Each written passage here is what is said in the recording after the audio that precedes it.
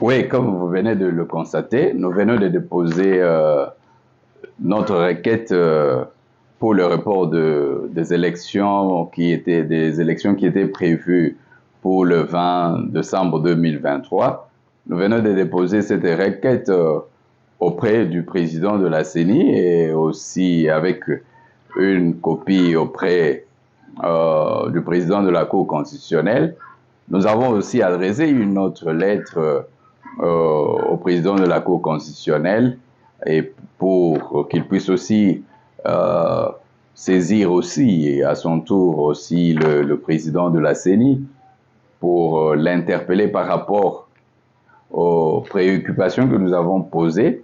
Vous savez très bien que le problème d'identification est le fondement des élections crédibles. Lorsqu'il y a déjà quelque chose qui cloche sur l'identification, je te dis, c'est tout à fait normal, à moins que dans toute la République, nous puissions opter pour la médiocrité. Parce que vous savez, dans ce que nous parlons, quand nous parlons des histoires d'identification de cartes, et quand vous allez dans nos cyber, vous pouvez imprimer des cartes qui durent des années. J'ai une carte que j'ai imprimée à Beautour et qui ça fait déjà 5 ans. Alors, avec les moyens alloués à la CENI, accepter dans un pays où des gens se prennent au sérieux et où on voit les députés sont là, on voit tous ces mondes avec tous les Français, toutes les connaissances qu'ils ont, accepter que nous puissions aller aux élections avec ces genres de cartes, c'est que le Congo est dans le problème. Si nous allons aux élections avec ces cartes, c'est que le Congo a un sérieux problème.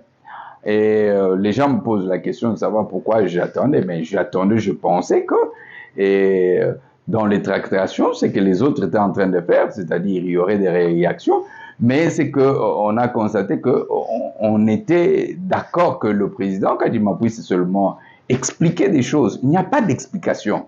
Quand le problème d'identification, la carte d'identification pose problème, j'ai été plusieurs fois à la banque, j'ai vu comment des personnes qui étaient en difficulté de retirer de l'argent, en difficulté même quand ils avaient des personnes malades. Donc, vous comprenez déjà. Alors, comment est-ce qu'on va procéder? C'est facile, si c'est facile à Kinshasa d'obtenir les duplicataires, c'est pas facile dans les provinces. Et pourquoi on doit aller continuellement chercher des duplicateurs alors qu'on n'a pas perdu sa carte d'électeur? Nous avons les cartes de Nanga que Nanga avait imprimées. Ça a mis le temps que ça pouvait mettre. Il n'y a rien qui justifie le fait que on puisse avoir des cartes de mauvaise qualité. Il n'y en a pas. Et ça, c'est c'est-à-dire c'est l'identification et le fondement, même la base des élections crédibles.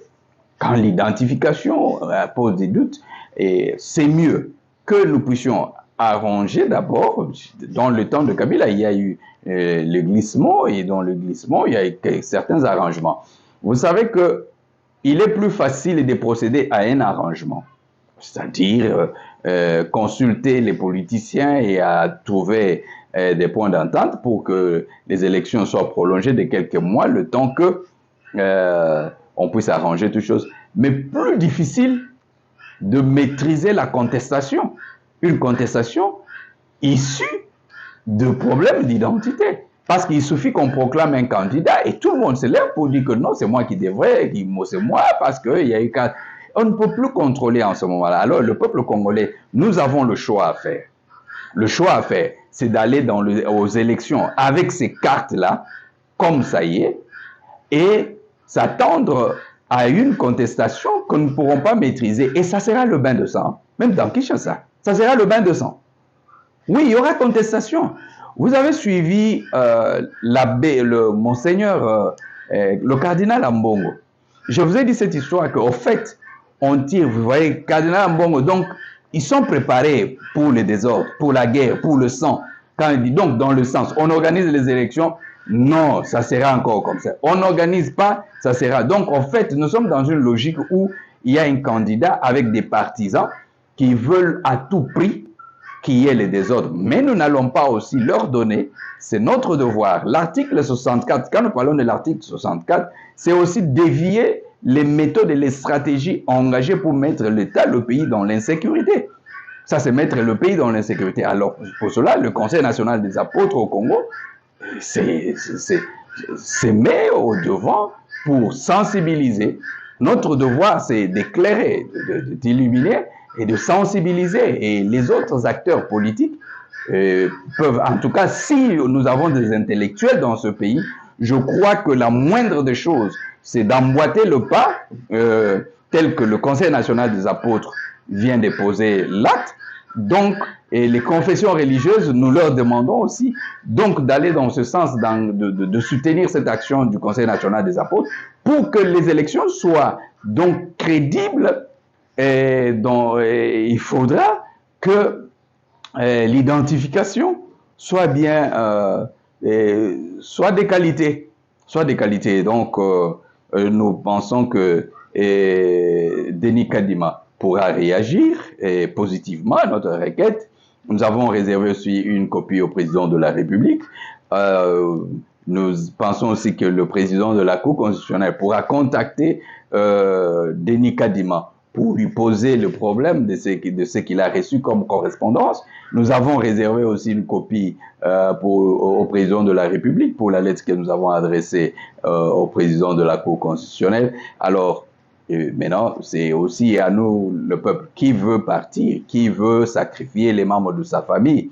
Donc, écoutez, ce n'est pas à Denis Kadima, comme président de la CENI, de s'occuper de la sécurité. Mais en fait, la manière dont les choses sont faites, c'est la manière qui puisse allumer le feu dans le pays. Et nous ne pouvons pas accepter cela. Donc, je crois que plusieurs peuvent être d'accord avec moi. C'est-à-dire, dire, mais pourquoi avoir attendu? Nous sommes en politique, nous sommes serviteurs de Dieu, nous faisons des choses quand Dieu nous dit de le faire. Quand maintenant Dieu dit qu'il faut parler parce qu'il y a le danger, c'est mieux d'abord. Même, on va faire les élections, on va le faire, mais nous refusons d'abord parce que ça, c'est de la médiocrité. C'est de la médiocrité. La carte là révèle la médiocrité. Alors, on ne peut pas aller comme ça, qu'on nous donne au moins une bonne identification, parce que nous ne voulons pas que les infiltrés viennent sous couvert que eux aussi, ils ont perdu leur carte, que leurs cartes se sont effacées. Et on ne peut pas. Vous voyez que quand l'identification pose problème, donc tout le monde, les infiltrés, les non-congolais et tout ça, ainsi de suite, ils vont venir. Chacun va venir et trouver le moyen de réclamer son vote qui a été volé par le fait que sa carte était détériorée. Donc les infiltrés peuvent entrer et voilà, on ne va pas accepter que le pays, c'est-à-dire notre cher Denis Kadima, ne peut pas donc nous convaincre que nous puissions aller aux élections, que ça c'est crédible. Non, du moment que l'identification pose problème. Alors, si on s'entête et que on va aux élections et qu'il y a des contestations liées à l'identification ou à l'enrôlement, à la qualité de carte plus tard, c'est qu'en ce moment-là, Denis Kadima devra répondre de ses responsabilités devant les instances. C'est-à-dire, c'est notre responsabilité, c'est notre pays. Nous devons nous tenir vraiment, nous prendre en charge. Donc, voilà, et j'appelle tous les hommes de Dieu à se mobiliser, à moins que les gens puissent dire, bon, apôtres, on laisse. Bon, mais au moins, nous avons fait notre devoir, nous avons averti, nous avons expliqué, et maintenant, nous avons posé des actes. Et c'est aux autres, chacun va porter sa croix. Voilà ce que je peux dire.